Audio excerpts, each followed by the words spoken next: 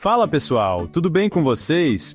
Hoje temos um tema super interessante e importante para discutir. Hoje vamos mergulhar de cabeça na história do nosso Brasilzão para entender essa ideia de um Brasil dividido.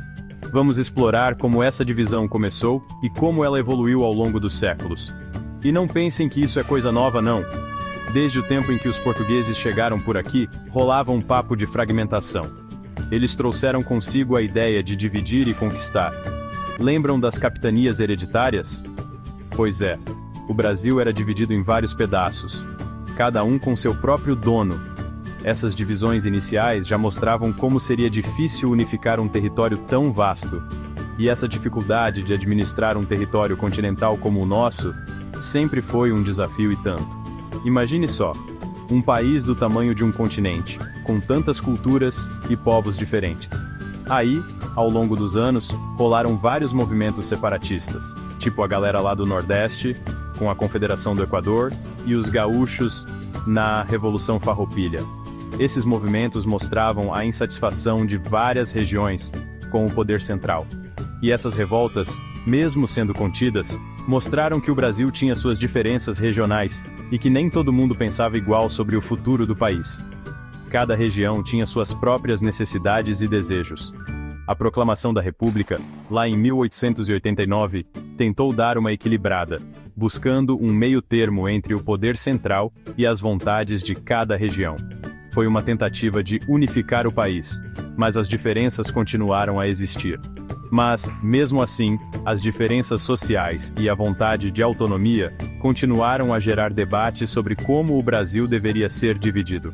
Até hoje, essas questões ainda são discutidas em várias esferas da sociedade. A pergunta que fica é: e se o Brasil virasse vários países hoje? Como será que a nossa identidade, a economia e o futuro seriam impactados? Será que seríamos mais fortes ou mais fracos? Vamos refletir sobre isso juntos. Imaginem só, um mapa do Brasil totalmente diferente, com fronteiras separando países e não mais estados. Uma visão que parece saída de um livro de ficção científica, mas que nos faz refletir sobre a complexidade e a diversidade do nosso país. Cada um desses novos países teria sua própria bandeira, seu próprio hino e um governo independente, criando uma nova identidade nacional para cada região. O Norte, com a Amazônia poderosa e sua biodiversidade única, poderia virar um país independente, preservando suas riquezas naturais. O Nordeste, com sua cultura vibrante, culinária rica e um litoral de dar inveja, também se destacaria como uma nação autônoma. O Sudeste, a locomotiva econômica do país, talvez se dividisse em nações menores, cada uma com sua própria força industrial e financeira. Enquanto isso, o Sul, com suas raízes europeias e paisagens deslumbrantes, seguiria seu próprio rumo, valorizando suas tradições e cultura. E o Centro-Oeste, o celeiro do Brasil, com suas vastas plantações e fazendas, teria que se adaptar a essa nova realidade, enfrentando desafios e oportunidades únicas.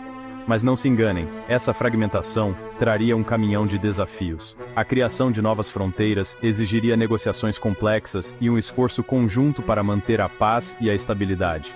A divisão dos recursos naturais, a demarcação das novas fronteiras e a gestão das bacias hidrográficas seriam só alguns dos problemas a serem resolvidos. A cooperação entre essas novas nações seria essencial para garantir o uso sustentável dos recursos. E as disputas territoriais, como aquela treta histórica do Acre, poderiam voltar a esquentar o clima, gerando conflitos e instabilidade. A história nos mostra que a fragmentação de um território pode trazer tanto oportunidades quanto desafios, e seria necessário um esforço monumental para navegar por essas águas turbulentas. E a economia, hein? Como será que ela se comportaria em um Brasil dividido em várias nações independentes? Como será que ficaria nesse Brasil dividido? Cada região teria que se adaptar a uma nova realidade econômica. Atualmente, o país funciona como um grande mercado, onde tudo flui: pessoas, produtos, serviços.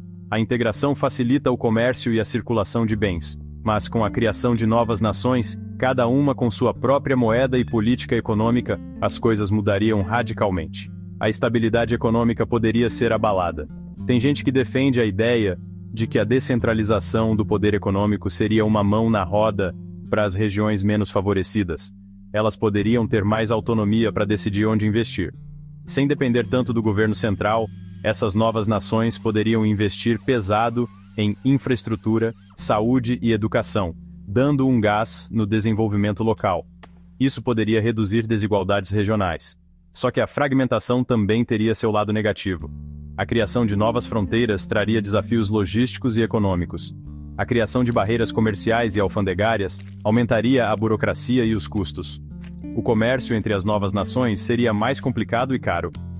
As empresas brasileiras, acostumadas com um mercado gigante, teriam que se virar nos 30 para se adaptar às novas regras e enfrentar a concorrência internacional. A competitividade poderia ser afetada, exigindo novas estratégias e adaptações rápidas. E a nossa cultura? Como será que ficaria nesse cenário?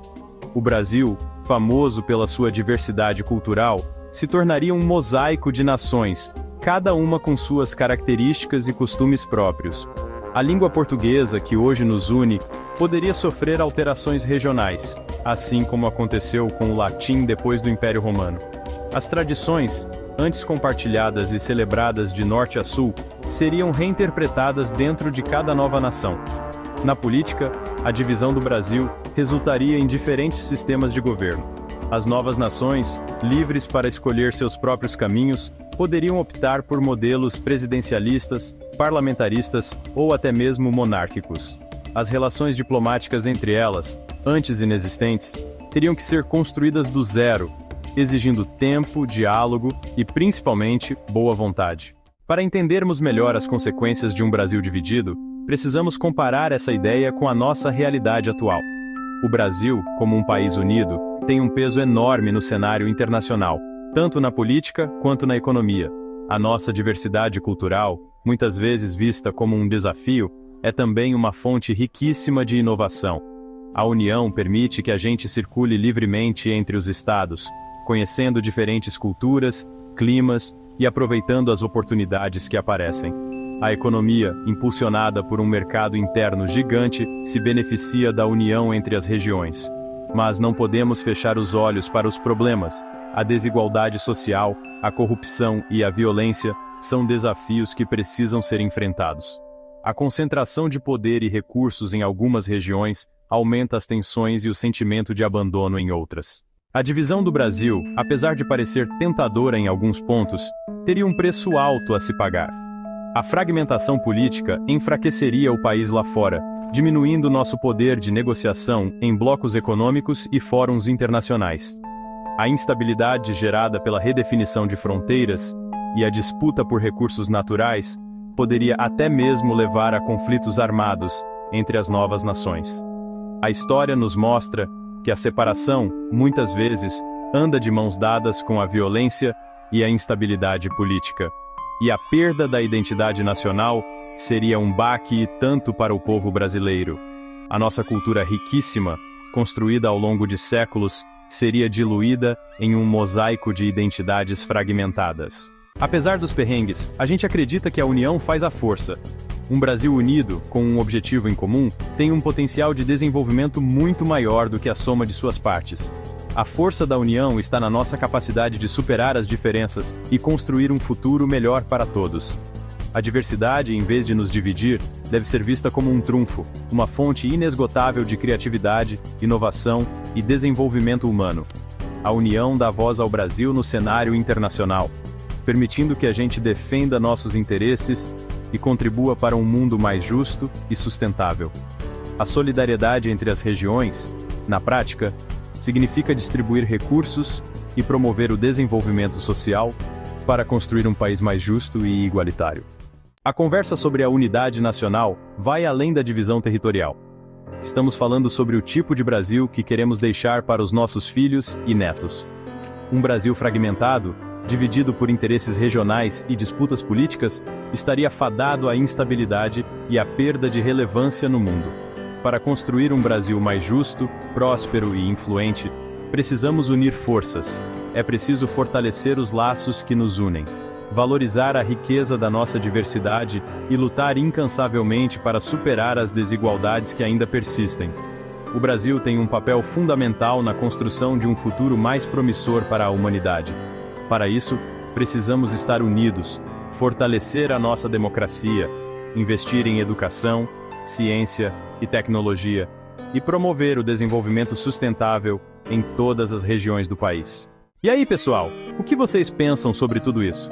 Refletir sobre a unidade nacional é um exercício importante que exige a participação de todos nós. Convidamos vocês a pensarem sobre os desafios e as oportunidades que o Brasil enfrenta nesse momento. Qual o papel de cada um de nós na construção de um país mais justo, próspero e unido? Compartilhem suas ideias, opiniões e perspectivas sobre o tema. Juntos, podemos construir um futuro mais promissor para o Brasil.